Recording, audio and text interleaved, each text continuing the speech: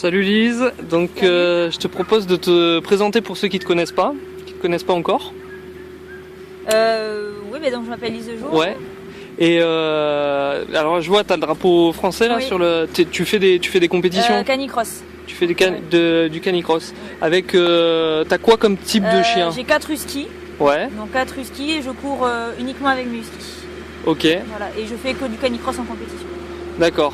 Canicross à chaque fois avec un seul chien ou toi tu fais des entraînements avec 2 chiens? Non, je m'entraîne moi seule, j'entraîne mes chiens en attelage. Ouais. Et je cours avec un seul chien que je sélectionne avant la course suivant son état physique, son humeur du jour. D'accord.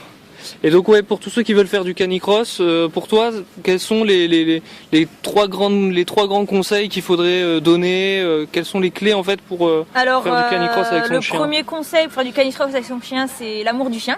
Ouais. C'est-à-dire c'est une équipe, donc il faut être vraiment en osmose. Ouais. Deuxième conseil, c'est par rapport au sport, et que son chien réponde bien à tous les ordres et soit habitué à courir avec son maître, à faire du sport avec son maître. Ouais. Et la dernière chose, c'est être physique les deux, et le but c'est d'arriver ensemble et de se comprendre mutuellement et d'avancer ensemble. Donc il y a vraiment le travail d'équipe quoi. C'est un travail énormément d'équipe. Ah ouais. Voilà. Et toi tu t'entraînes comment plus techniquement, c'est-à-dire combien de kilomètres tu fais, combien de fois par semaine? Alors au niveau des séances, j'ai 4 séances par semaine. Je m'entraîne une fois par semaine avec le chien en canicross. Sinon ce sont des séances plus typées athlétisme et course à pied en montagne. D'accord. Combien de kilomètres? À peu près entre 6 et 10. D'accord. Pas plus. Et les courses que tu fais, c'est quoi comme type de course justement? Combien de kilomètres il y a? Alors au niveau des courses internationales, ça peut aller de 3 km à 6 km. Et sur les courses françaises, entre 6 km et 10 km. D'accord. Si tu citais là quelques courses qui t'ont marqué? Alors les championnats d'Europe en Angleterre l'année dernière et ceux de Pologne l'année d'avant. Ah ouais, donc tu voyages aussi, oui. Voilà. Tu vas. Voilà, ce week-end je devais être championnat du monde et j'ai pas pu y aller. Ah ouais. En Italie, je devais être en Italie. Tant mieux pour nous, là du coup t'es avec nous au week-end nordique. Et sinon j'étais au championnat d'Europe en Suisse et c'est vrai que c'est des voyages super intéressants parce qu'on rencontre des gens étrangers, parce qu'on voit du monde, on voit autre chose, c'est vraiment très très grand. Ouais. Et après sur les courses françaises, à peu près toutes les courses sont super parce que l'ambiance est géniale. Donc t'es vraiment notre ambassadrice canicross quoi. Ben, je ne fais que ce sport-là, en compétition avec les chiens du moins. Ouais. Et tu fais sinon d'autres sports à côté? Ah oui, je suis prof de tennis, donc je fais du tennis en compétition, mais sinon avec les chiens, c'est beaucoup avec les chiens. Voilà, comme je disais, on est au week-end nordique, là on s'est décalé un peu parce que le temps, il est, en tout cas aujourd'hui, il est pas top, il pleut. Donc on s'est mis un peu plus à l'abri. Et donc voilà, on disait t'es l'ambassadrice de canicross, tu faisais principalement ça et des sports à côté, prof de tennis donc t'es. Voilà. Ça. Et avec le chien, est-ce que tu fais par exemple cani-VTT, un truc comme ça? Non, je m'entraîne principalement en attelage. Ouais. Mais en compétition, je reste sur du canicross. Je fais beaucoup de traîneau l'hiver avec eux. Mais tu fais du traîneau l'hiver avec eux? Je fais du traîneau l'hiver avec eux. D'accord, ouais. Oui. Ok, et comment ça t'est venu de faire avec ce type de chien ou de te dire ouais je vais faire du canicross quoi tout simplement? J'ai bossé 5 ans chez un musher professionnel dans une structure pro. Ouais. Et du coup il m'a appris l'amour du mushing, l'amour des huskies principalement. J'ai pris mon premier chien et j'ai connu le canicross avec ce chien là, donc je me suis lancée dans la compétition. D'accord. Et t'es situé où à peu près? À Font-Romeu, dans les Pyrénées-Orientales. Non.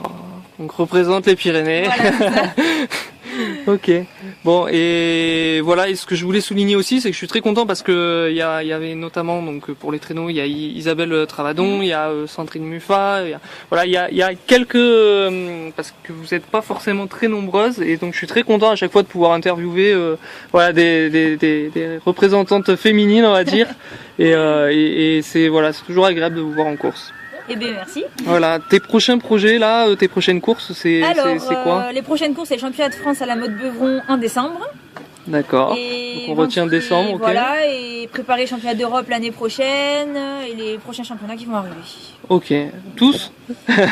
Tu vas essayer d'en faire quasiment tous? Je l'ai fait, championnat de France, je l'ai fait tous. D'accord. Championnat d'Europe, ça fait 3 ans que je l'ai fait. Et après, objectif, c'est progresser encore plus avec mon chien et D'accord. Un dernier point, c'est plus sur l'équipement pour faire du canicross.